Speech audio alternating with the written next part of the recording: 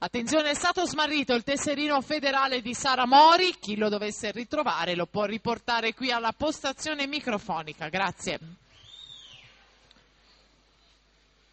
E dunque siamo arrivati alla quarta batteria dei 100 stile libero senior. Chiara Brunelli in 1, Gianna Pangos in 2, Jasmine Agnoletto in acqua in 3, Silvia Giagio in 4, in 5 Melissa Morabito con la Agnoletto che vira veloce in 28 e 11. Jasmine Agnoletto è già stata campionessa italiana giovanile dei 100 stile libero in passato con la staffetta azzurra 4% stile, ha vinto anche la Coppa Latina nell'edizione 2008 con i colori della nazionale italiana giovanile, incalzata da Silvia Giagio.